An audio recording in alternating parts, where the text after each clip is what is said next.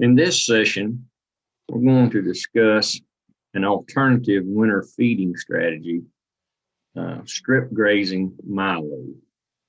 This is some demonstration work that's going on in part due to efforts from the NRCS and MU Grasslands Project, as well as work with MU University Extension. Before we talk about how to strip graze Milo, let's consider some reasons why a person would want to strip graze Milo. Iowa State University did a records study of cattle producers in the state with herds ranging from 30 head to 300 head. And they analyzed the farm records and they broke the operations down into profitability ranges. And we had the top 25% of the operations that were the most profitable. We had the lowest 25% that were the least profitable. And then we had the average in the middle. And something that you'll notice is that the top 25%, they make money every year.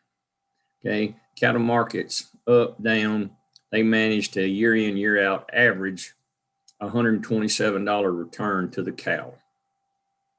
Whereas the bottom 25% of the producers, they lose enough money that the average is $144 loss per cow. And then the 50% right in the middle, some years when the cattle markets are good, they make out, and other years they lose. But on an average, the return per cow is a loss of $10 per cow. So we start trying to see why is this, and we start looking at some of the differences and analyzing the data of these different operations. And we start thinking about the calving season and tightening up the calving season. And so as we compare those groups for calves born in the first 42 days of season, they're pretty similar, that 83% range. We start saying, well, what about the calf crop? What kind of weaning percentage? Again, not a lot of difference between the top producers and the bottom producers. There is some difference between the weaning, pounds weaned per exposed female between the top and the bottom, but that 60 pounds of difference in wean weight doesn't explain the $300 price swing that we see from the bottom quarter to the top quarter. So what could it be? We start looking at feed costs, and we start seeing some things. That top 25% of producers have a total feed cost of $146 per cow. Or compare that to the bottom at $265. Now we're starting to see some things here. When you look at the volume of stored feed, there's not a big difference between the average and the top 25%. But we look at the dollars spent per hundredweight of beef weaned or produced, and we start seeing the differences. So it took a lot of data and a lot of statistical analysis to show us what many of us already understand, that our biggest expense in cow-calf operation is feed cost. And of feed cost, a majority of that is winter feed cost. This pie graph does a pretty good job of breaking down and illustrating those areas of an operation that have the probability of predicting profit and loss. Okay, so this isn't saying that biggest slice, that 53% slice, that's feed cost. That's not saying that's 53% of the cost. That's saying that's 53% of the reason to explain profit and loss on these operations. So feed cost, by far, the single largest predictive factor in profit and loss on cow-calf operation. What's number two? Depreciation cost. What's depreciating? those shiny painted up mowers and balers and rakes and tractors, these things that we need in this haying operation or in this silage operation. So when we take feed costs and we add that to depreciation, we've got 2/3 of the reasons to explain profit and loss differences between cattle producers. Now, while we're on this, let's look at some other things. I'm as guilty as anyone in thinking that sometimes the solution to profitability is scale, is size. Need more cows, right? Need more cows. Herd size is less than 2% of the reason between profit and loss. Herd size doesn't have anything to do with it. Some people think, well, we need to have bigger calves. We need to get the weight up on the calves. 2.4% is the difference in profit and loss based on weight of calves. So even the calf market, the calf price is only 3% of the explanation. So obviously, if we can get a handle on feed costs, we're going to go a lot further to increasing our probability of turning a profit. How can we do this? Sometimes simpler is better. What we have here is a group of cattle that are grazing milo. This is milo grown for a grain crop. This is not forage sorghum. This is a grain milo crop. It's fertilized for grain. It's herbicide program for weed control, planted on 30-inch rows. You put your grain farmer hat on and you grow milo for bushels. The bushels is wherein lies the cow days per acre. That's the secret to this system. And then we're going to use polywire, low cost, easy to move electric fence wire, single strand, and we're going to use that to make daily allocations to the cattle. We're going to let them have a little bit of the feedlot in the field. We're going to cut out the combine, grain bin, and carrying it back to them. We're going to grow it in the field and let them consume it in place. Now, this can be done pretty simply. It works very well to take a four-wheeler and drive down 2 rows, as you see here. String up one single polywire. You do need cattle that are broke to an electric fence. They do need to respect the electric fence. Once you've got that, now we can start making our divisions, and we'll get into how to calculate the area in a bit. But we'll start making our daily divisions, our daily allocations. If you try to give the cattle more than 1 day's worth, it turns into a train wreck very quickly. This is a system that requires absolutely daily moves of the cattle. It takes you 15, 20 minutes, but it has to be done every day. Sharing some knowledge. We've got one producer here that's been doing this for almost 20 years, showing a new producer to doing it for the first time. And there's some tricks of the trade. It's not real technical. It's not real difficult or expensive. Our fencing system is pretty low budget. 1/2-inch smooth fiberglass post pushed into the mud for corners, and we can pull off of that. Tread in post, step in post down the line to support the wire. This is all that is necessary. When the cattle are being fed, they're content, they respect the electric fence, you keep it hot. This is all that is necessary. Even in bad weather, this single wire fence works very well. The milo, the grain, is the big energy source here, and it's certainly well above the snowpack. And the cattle have absolutely no problems grazing throughout the winter on this system. An example of the density. So we'll explain how to calculate this area, but we're going to be looking at giving cattle between 10 and 12 pounds of grain per head per day. And so this is all based on your grain yield. So you want to be fertilizing, you want to be growing a grain crop, going for bushels. And it's the bushels that are going to determine how many cow days per acre or how many square feet that we need to give per head per day. It's pretty common to see density stocking like this. When we do this, we'll find that the cattle consume all the grain head. You turn in on this fresh each day, the grain heads will be the first to disappear. They're gone in about 30 minutes. Then it takes about 2 hours for the rest of the fodder leaves and the stalks to be consumed. It's a pretty good rule of thumb that when you turn in on this, as you're sizing up your allocated area to be bigger or smaller, watch how long it takes. If it takes less than 30 minutes for the grain to disappear, you're not giving them quite enough. So on the left is where the cattle were the day before. I've gone out, I've moved the poly wire, taken it down, and now the cattle have walked over to the right. They're camouflaged in that Milo. So let's back up. There's yesterday. We've got a wire stopping them from going forward to the right of the screen. Then the next morning, boom, we move them over. You can see what's left behind.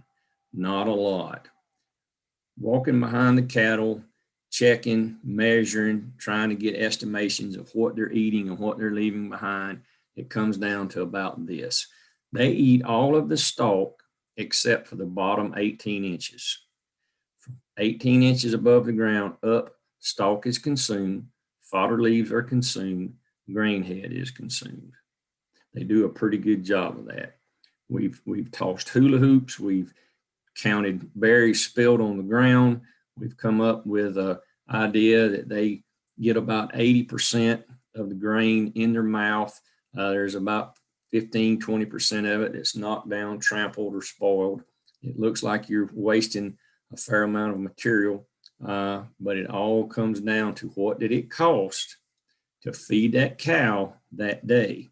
And so it's this cost of this grain production that allows us some flexibility in some feeding losses, and you still come out money ahead. So let's talk about some of the nutritional quality that we got here. You can see this is a sample that was taken back in 2002. So this one producer has been doing this for quite some time. This happened to be some after wheat Milo. That does work. You won't get the cow days per acre when you do this because you just won't get the same yield as full season. But we can see that the crude protein running 7.6% on dry matter basis, so a little over 7%. The energy content, not just too bad. It would be better in full season where we had a higher grain yield, but nonetheless, we're looking at some decent energy and 7% protein. On a more recent sample, and this was a full season crop, you see that the dry matter protein holding the same, a little over 7%, but look at the energy level, the TDN of 76, 77%. So there is a lot of energy in these bushels of Milo grain. That would be the secret to this system. So here at Larry's place, we're getting a visit from a couple of the good MU extension livestock specialists, Anita and Daniel, and they're discussing herd nutrition with Larry. And look at the ground. This is an example of what the trample looks like when you allocate too big of an area. So when you find out that you're dealing with tenths of an acre for this herd of cattle, and you think that's just not, there's no way that can be enough feed. It is, and if you try to give more than that, you'll learn quickly that they don't eat that much. They don't need that much, and this is the kind of waste that you'll see. So at 30 minutes and 2 hours are two good rules of thumb there. We've looked at the nutritional value of the material that the cattle are consuming. Those forage tests were utilizing the portions of the stalk, the fodder leaves, and the grain that the cattle were consuming. So from observations of what they ate, that was placed into a sample bag and was analyzed. So we saw that we've got some adequate levels of energy, but what we're lacking on is the protein. So understand that protein supplementation is probably going to be part of your feeding program. I would advise you to consult with a cattle nutrition person, your MU Extension livestock specialist. Be a great resource to work up your feeding regimen. If you have stockpile fescue, if you have stockpile pasture grass, that can be an excellent source of protein supplementation. So by having daily allocations of the Milo, taking care of the energy and a good bit of the nutrition, and then going back and using the stockpile fescue as a low-cost protein supplementation, always a good option. Perhaps you do feed some hay. Let's look at some hay tests. Let's find some protein values in the hay. Let's decide how much hay we need in order to keep the cattle supplemented to the level they need to be at. Some producers on this program use soybean meal. It's a fairly simple way to offer protein supplementation. The thing about this is, in one system or another, if we're going to do a hay system and supplement with energy, or if we're going to do a Milo system and supplement with protein, which is the cheaper or less expensive to supplement? And that would be protein. So we're going to grow the energy, the high value input, and we're going to supplement with protein. Consult your livestock nutritionist, get you a balanced plan going. It is possible to run these cattle on this Milo, end up protein deficient, get the rumen upset, and not be happy with the performance of your cattle. It will require some form of protein supplementation. Having an understanding of how much grain is in your field is of paramount importance. So we need to understand some methods of yield estimation. If we're planting Milo on 30-inch rows, understand that 17 feet and 5 inches length of one row is 1/1000th of an acre. Okay, so you can take a tape measure and measure off 17 feet and 5 inches, and the grain heads in that length of one row would be the weight of that grain times 1,000 is the pounds of grain on a per acre basis that you have. So we have over the years rubbed the berries out of the heads and to get an accurate, grain sample weight. And one of the things that we've noticed is that if you clip the heads and as close to the grain as you can and weigh it without rubbing or shaking or threshing them out of the head, weigh that, you'll find that 75% of that weight is actual grain weight.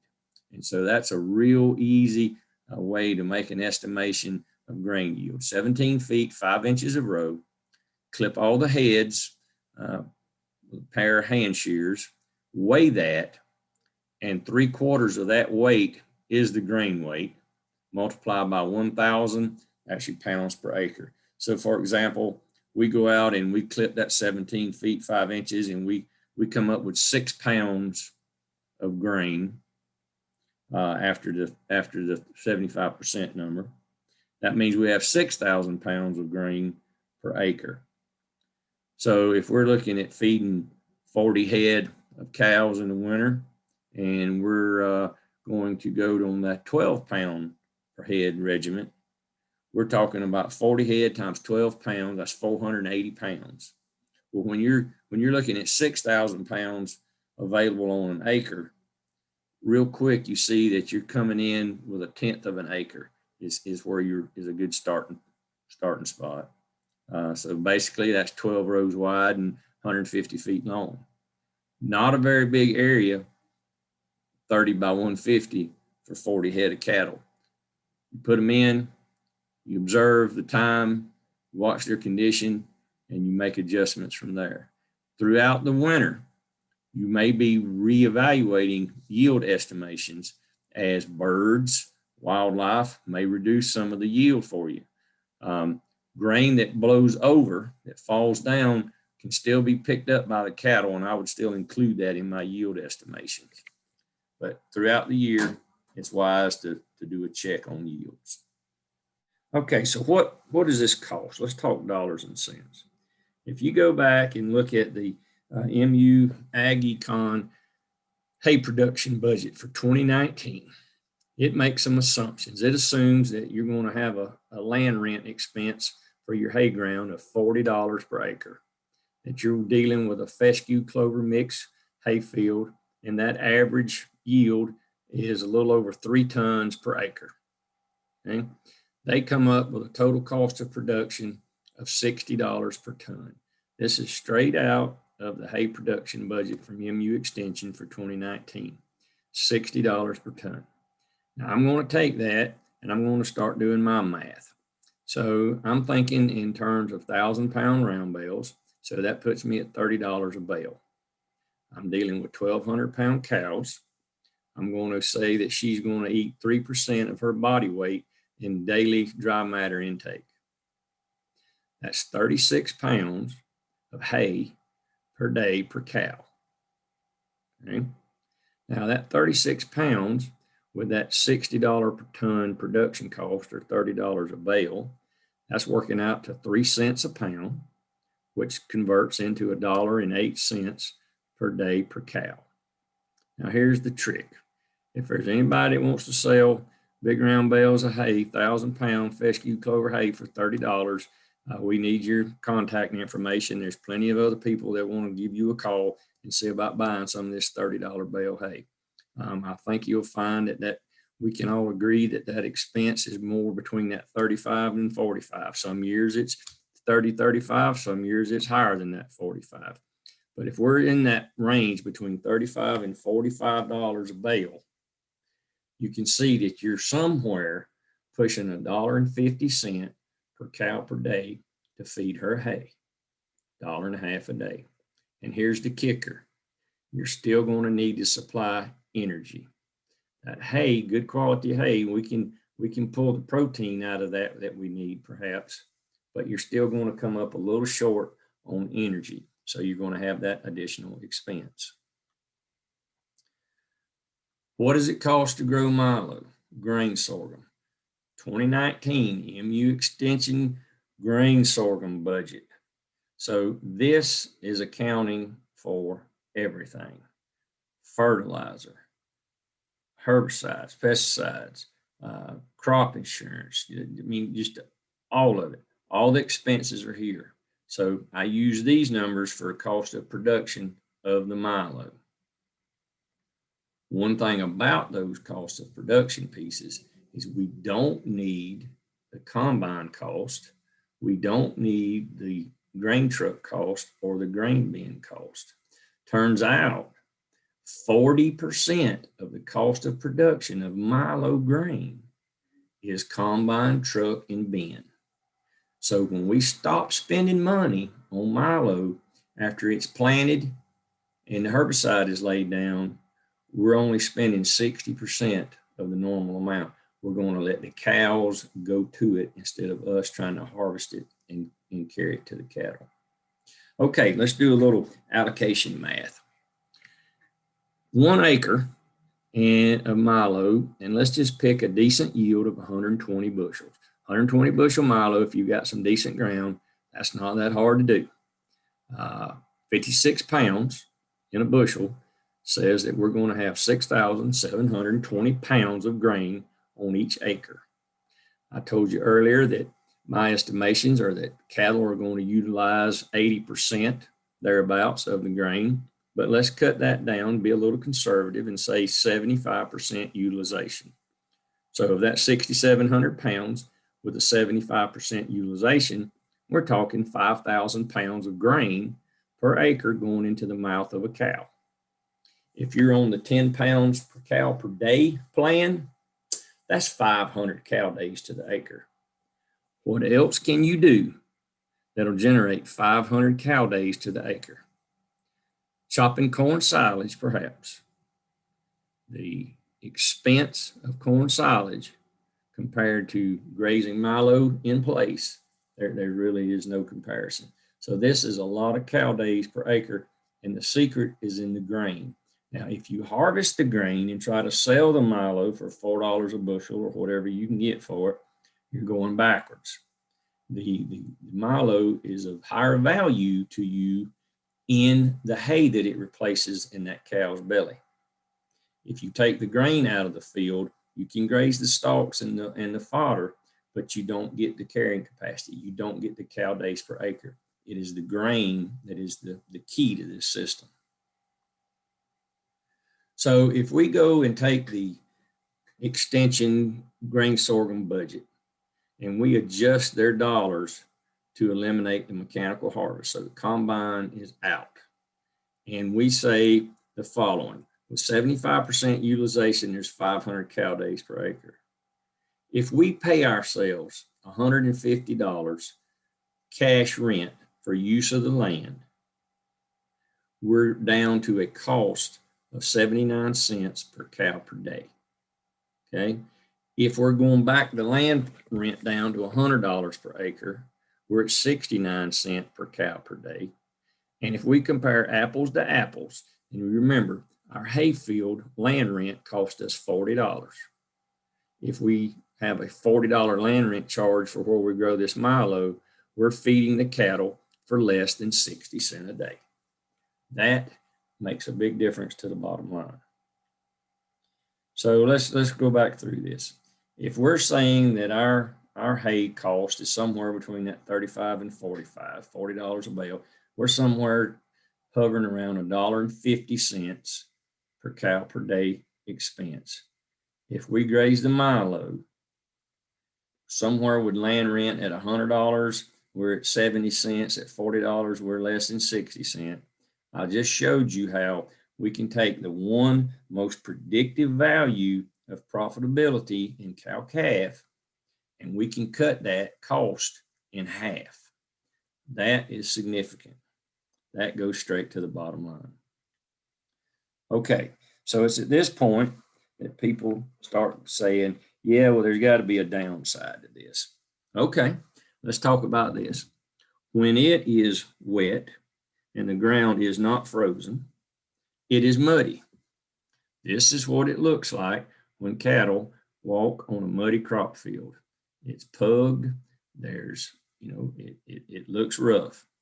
But I'll point your attention to the back of this picture and you'll see a green pasture. If those cattle that were going to be standing somewhere on that winter's day, if they were not in that crop field pugging it up, they would be in that pasture in the background and absolutely destroying that. It would be a sacrificial paddock where I would have to feed hay, let them tear it all to mud, and then I would go in and smooth it up, reseed it, to fescue or whatever grass, all that expense and time to seed that back down. Or here in the foreground, we're standing in a crop field. This field is 3 years continuous milo grazed by cattle. It will have a disc harrow pulled across it in the spring and planted. Okay, so that's the preparation work. It's not that big a deal that the cattle track this field up. I would rather them track the crop field than destroy a grazing paddock. When the ground is frozen and everything is working in harmony, this is what you're looking at. A stocking rate looks pretty intense. They're going to be in there today. They're gone tomorrow. That's what they leave behind. Just makes checkerboard squares across the field. It worked very well. As well as it works with cattle, it works even better with sheep and goats. The interesting part about these small ruminants is that you do not need to make daily allocations. These animals can be given 2 weeks worth, a month's worth. You can put a wire around a large field of milo, turn in the flock, and watch what happens. They graze around the outside. The sheep do not want to go into the center. If we put cattle in a month's supply, they would walk from one end of the field to the other, tromping and stomping and wasting every bit of it. They wouldn't get a week's feed out of it. The sheep, on the other hand, do not like going in to the Milo because they can't see out. They want to stay on the perimeter, and they will work around the edges and work their way in. It works very well with the small ruminants. I want to thank you for your attention. Appreciate you watching, and just recognize that this is a demonstration project that's going on in Central Missouri, and it's made possible from funding with NRCS and the MU Grasslands Project, and with work from specialists with University Extension. Thank you.